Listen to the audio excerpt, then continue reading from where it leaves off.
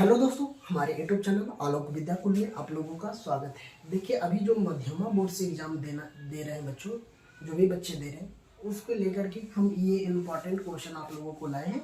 जो कि ये आपको तीसरा पेपर है, संस्कृत का तीसरा, जो कि संस्कृत सामान्य के नाम से हम जानते हैं। जो ये तीसरा पेपर को हम संस्कृत सामान्य के नाम से जानते हैं। इसमें आपको जो भी क्वेश्चन पूछा जाएगा ये आपसे गांव से रिलेटेड ही पूछेगा। जो भी आपको रीति रिवाज होता है ना, उसी से रिलेटेड ये क्वेश्चन आपसे पूछा जाता है। तो हम उसी को लेकर के आज इस वीडियो में हम आप लोगों को बताएंगे जो भी क्वेश्चन इम्पॉर्टेंट है, जो कि एग्जाम में 2025 में पूछने का संभावना है, उम्मीद है। ज़्यादातर क्वेश्चन यही सारे पूछे जाते हैं, तो वही क्वेश्चन हम आप लोगों को बताने का प्रयास कर रहे हैं। तो बच्चों, अभी तक हमारे यूट्यूब चैनल को सब्सक्राइब नहीं किए तो चैनल को जरूर सब्सक्राइब कीजिए और अपने दोस्तों में वीडियो जरूर शेयर कीजिए। और आप लोगों को ये वीडियो पसंद आएगा तो आप कमेंट बॉक्स में ज़रूर बताएंगे कि ये वीडियो आप लोगों को कितना हेल्पफुल है। और बात बताना चाह रहे हैं बच्चों कि जो भी बच्चा आपको लगता है कि ये क्वेश्चन नहीं पूछेगा, तो आप पहले क्या करिए कि अभी पढ़ लीजिए। आपको एग्जाम में जाइएगा, इससे ज़्यादा कुछ नहीं पूछने वाला है। तो आप लोग को उम्मीद करते हैं कि ये वीडियो आप लोग पूरा अंत तक जरूर देखेंगे, तभी जाके अगर मान लीजिए यहाँ से भी आपको देखने में कोई दिक्कत हो रही है, तो क्वेश्चन जो हमको अभी हम यहाँ पे बता रहे हैं आपको, यहाँ से भी जो हम आप लोगों को समझा रहे हैं वो समझ के आप अपना बुक में भी रीडिंग डाल सकते हैं। सभी लोगों के पास मध्यमा, लकी का या तो कोई भी गेस्ट पेपर होगा, वो आप लोगों ने ले लिए होंगे। तो हम उम्मीद करेंगे कि अगर यहाँ से भी आपको कोई दिक्कत होती है कि लिखने में लिखा हुआ कोई दिक्कत है, तो आप वहाँ बुक में भी देख सकते हैं। लेकिन यहाँ जो हम आप लोगों को समझाएंगे वो खाली आप लोग समझ लेंगे, तो आप लोगों को कहीं ना कहीं बेनिफिट हो जाएगी। तो बच्चों, हम इसमें आपको 3 क्वेश्चन आए हैं, जो कि ये तीनों क्वेश्चन चार क्वेश्चन है। 1 है, 2 और 3 और 4 क्वेश्चन। जो भी ये 4 क्वेश्चन है ना, आप लोगों को मोस्ट इम्पॉर्टेंट क्वेश्चन है। हम इसको बोल सकते हैं कि ये मेरा वेरी इम्पॉर्टेंट है। तो आप लोग कोशिश जरूर करेंगे कि पूरा वीडियो जरूर देखिए और एक एक क्वेश्चन, एक एक वर्डों को समझेंगे।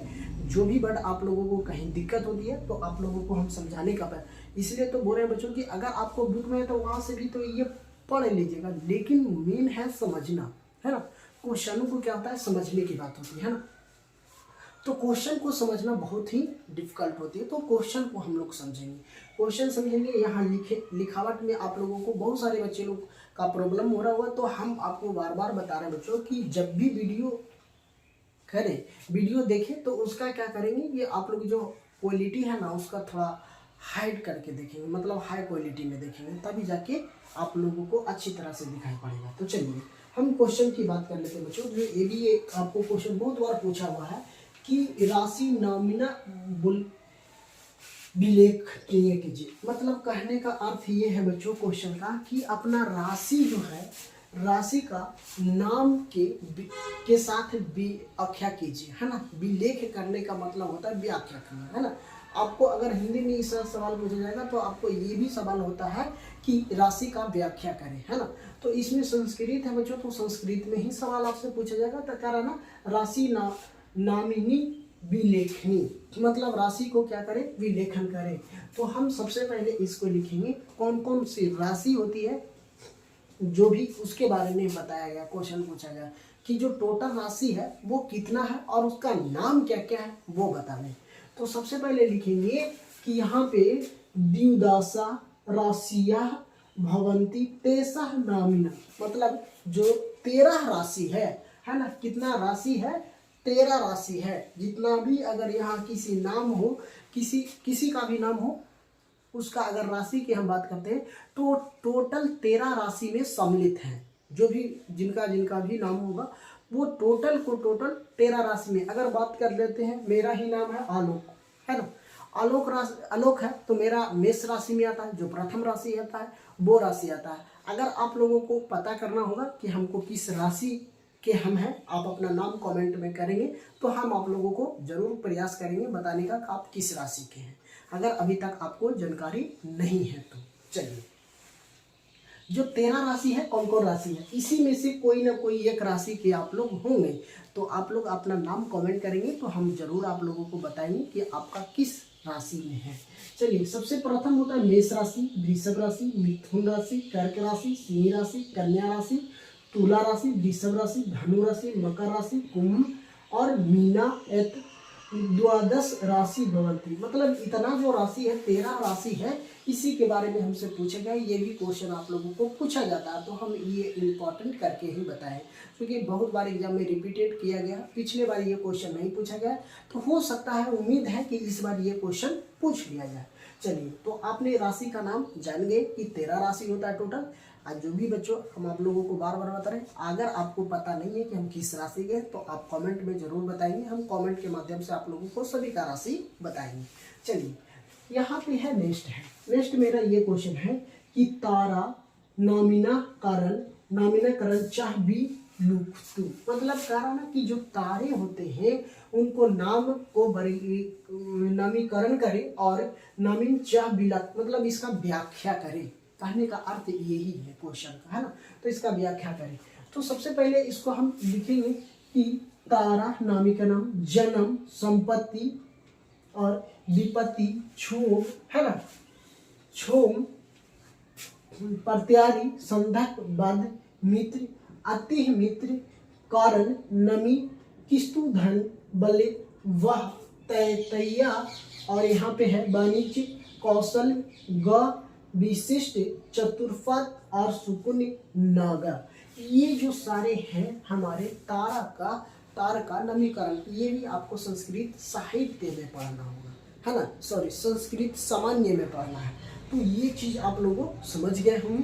तो आप लोगों को इतना समझ में आ गया होगा। 2 क्वेश्चन। तीसरा क्वेश्चन, ये आपको ये जो क्वेश्चन आपको पूछेगा, ये जब भी पूछेगा तो 5 नंबर में पूछेगा। ये कितने नंबर में? 5 नंबर में। ये जो दोनों पूछेगा आपको 2-2 नंबर में पूछेगा। ये जो क्वेश्चन आपको 5 नंबर में पूछा जाएगा। तो इसमें आप समझेंगे, इसमें जो भी आपको दिया हुआ है, अगर एक बार हम आप लोगों को समझा देंगे तो आप लोग आसानी से इस क्वेश्चन को आंसर कर सकते हैं। चलिए, अब हम बात कर लेते हैं बच्चों इसका। तो यहाँ पे क्वेश्चन दिया हुआ है कि व्युत्पत्ति, पुरस्कारम, संस्कार, शब्दार्थ, विलुप्त, नामकरण, विवाह, गृह प्रवेश, गृह कुंभ, मुहूर्त, संक्षेपण, विलुप्त। कहने का अर्थ ये है बच्चों कि जो हमारे व्यक्तिगत होता है, पारिवारिक, है ना, संस्कार, है ना, जो संस्कार शब्दार्थी विलुप्त होते जा रहा है, उसका कारण विवाह और गृह प्रवेश के मुहूर्त बतावे, है ना। कारण है कि विवाह और जो गृह प्रवेश होता है, अगर मान लिया शादी होता है तो कोई ना कोई मुहूर्त होता है ना, मुहूर्त होता है। गृह प्रवेश होता था, कोई ना कोई मुहूर्त होता। उसी के बारे में हमसे इसमें पूछा गया, संक्षेप में पूछा गया। किसमें? संक्षेप में वर्णन कीजिए। तो जिनको शादी हो गया होगा तो ऑलरेडी जानते होंगे कि कौन कौन सा विध होता है ना। और जिनको शादी नहीं हुआ होगा उनको तो कुछ भी नहीं पता होगा कि शादी में क्या क्या होता है, क्या वहाँ पे होता है, नहीं होता, वो नहीं पता, हमें भी नहीं पता। लेकिन कुछ जानकारियाँ हमें है, तो हम आप लोगों को बताते हैं कि क्या क्या होता है। वो हम किताबी ज्ञान, लेकिन रियल में क्या होता है वो तो जिनको शादीशुदा होंगे वही बताएंगे, है ना। चलिए, तो हम यहाँ जो भी मुहूर्त दिया हुआ है शादी ब्याह को, वही चीज आपको लिखना होता है जो। चलिए, तो यहाँ पे कह रहा है कि संस्कृत्य सौतन्य सर्वेनम व कर्णम ईता संस्कार अभिरमंत्र ब्राह्म पोषण दूरीकरणम, है ना, संस्कार परम भोजनम नामकरण मुहूर्त, है ना। इसमें कह रहा है ना कि संस्कार का जो आरंभ होता है ब्राह्म पोषण दूरीकरण में होता है, संस्काराश्रम भोजनालय कर्म मुहूर्त, मतलब कर्म के अनुसार, कर्मकरण का अनुसार मुहूर्त होता है। क्या कहता है? एकादश विप्राण त्रयोदशी, मतलब त्रयोदशी, है ना, वैश्य नामा सोष्टम नामा मनसेंत क्षुद्र जन्म नामा, है ना, क्षुद्र जन्म नामा नददेश दद। यहाँ पे कह रहा है क्या है? दद्य त्यंतु दद्यसिति चस कोरम पुण्यतिथि, है ना, क्या करा? पुण्यतिथि मुहूर्त व निक्षत्र का गुणवती। मतलब जब भी आपको शादी होगी तो ये सारे ही मंत्र है जो आपको पढ़ेंगे, वो पंडित आप लोगों को वो पढ़ेंगे, वो आपको समझाएंगे तब कि शादी का क्या क्या मुहूर्त होता है। तो ये जो हम आप लोगों को बताए हैं ये आपको मंत्र हो गया, इसका यहाँ पे वर्णन किया गया है ना। तो वर्णन में क्या कहा गया है, ये जो आपका यहाँ पे जो ये मंत्र है ये आपको याद करना होगा, ये मंत्र के यहाँ पे उदाहरण देना होगा, तभी जाके आपको नंबर मिलेगा। चलिए अब यहाँ पे करा, ये आपको कौन सा विवाह का मंत्र था। जब आपको शादी होगा तो ये मंत्र आपको पंडित ने बोलेंगे, वो आप समझे या ना समझे लेकिन वो पढ़ेंगे, उसके बाद हम यहाँ समझाने का प्रयास करते हैं। चलिए यहाँ पे कह रहा है सुतकांता नामाकरम विधायका स्वकुलेश्चित्तम यत्र दीन प्रतिबंध सुतः न विचार दैतति विचारा। अब इसका अर्थ यही है कि आपको जो भी बताएंगे आपको पढ़ लीजिए कि आपको जो भी शादी विवाह में आपको जो मंत्र बोलेंगे वो आपको बोलना होगा। चलिए अब यहाँ पे कह रहा तत्र मुहूर्त विचार, इसका मुहूर्त विचार इसको हम हिंदी में समझाते हैं। तो कहता है ना स्वाति पूर्णवासा श्रवण ध्वनिष्ठा सती भीषा अस्त आसीन पुष्प। जब आसीन पुष्प होता है या तो किसी का आसीन या पुष्प, जैसे का ये ठंड का मौसम होता है, नवंबर दिसंबर का मौसम होता है, उसमें आसीन होता है, कार्तिक होता है ना।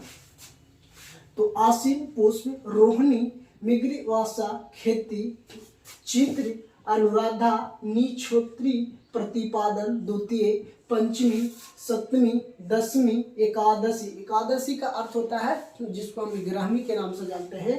पंचमी देखिए यहाँ पे द्वितीय मतलब दूज होता है, तृतीय मतलब तीज होता है, चतुर्थी मतलब चौथ होता है, पंचमी जिसको हम पंचमी बोलते हैं, छठी बोलते हैं, सप्तमी बोलते हैं, आठवीं बोलते हैं, नौवीं। इसी प्रकार से दसवीं एकादश द्वादश त्रयोदशी मतलब 13वां दिन, तिथि पुष भाद्र दोष सोम बुध बृहस्पति शुक्र भाषण दिवस है ना। प्रथम चतुर्थी पंचम और सप्तम दसम तेतय शुभ त्रियो दशमावती प्रहग्रह द्वितीय और पंचम और दसम भावंती भाव स्थिता चंद्र उत्तर नामे कर्णम शुभ विवाह भावती। ये आपको फिर भी पंडित आपको जब शादी होगा तो ये सारे मंत्र आपको बताएंगे। तो आपको एग्जाम में भी ये सवाल आपसे पूछा जाएगा। तो आप जिनको तो शादी हो गया, बार बार हम बता रहे हैं जिनको शादी होगा अगर कुछ याद होगा तो वो तो लिख सकते हैं, अगर जिनको याद नहीं होगा वो जरूर कोशिश करिएगा कि यहाँ से हम जो पढ़े हैं उसको समझाए हैं कि आप जरूर लिखेंगे। चलिए अब यहाँ पे ये तो आ गया। अब देखिए बात हम कर लेते हैं गृह प्रवेश जो होता है ना। तो यहाँ पे करा विवाह विभुत मुहूर्त, मतलब इसका मुहूर्त क्या क्या होता है। तो कह रहा है नक्षत्रम रोहिणीपुरम रेलवतम मूल्य स्वाति विग्रह माघ है ना। माघ जिसको माघ में भी लग्न होता है, जिस बसंत पंचमी का समय। यहाँ पे कह रहा है अनुराधा को सत्या विवाह मंगलम पाता, ये आपका मंत्र हो गया। उसके बाद यहाँ से पढ़ना है कि शुभ समय सौर्य कार्यक्रम मार्ग मतलब अगहन मार्ग अगहन मतलब माघ होता है, फागुन चैत बैसाख जेठ आषाढ़ अनवस्या पसत। अब ये जो लिखे हैं ये एक होता है, ऐसे होता है 2, ये होता है 4, ये होता है 6, ये जो होता है ये 7 होता है। अगर आप लोग पढ़े होंगे तो ठीक है, अगर नहीं समझ में आ रहा तो ये 7 लिखा हुआ है, ये 6 हो गया। ये जो यहाँ से ऐसे पेट चीरा हुआ है ये 8 है, ये 9, ये 11 है, ये 12, ये 13, ये 14 है। ये सब सारे तिथि में इस समय लग्न होता है, शादी का समय होता है। कौन समय? एक होता है अगहन में जिसको माघ और फागुन बोलते हैं, चैत बैसाख जिसको जेठ के नाम से जानते हैं, है ना। चैत अलग होता है, बैसाख होता है, जेठ होता है, आषाढ़ होता है। इस समय इतना तारीख में लगन ज्यादातर होता है। उसमें तिथि की बात करते हैं तो रवि सोम बुध गुरु और शुक्राहट होता है।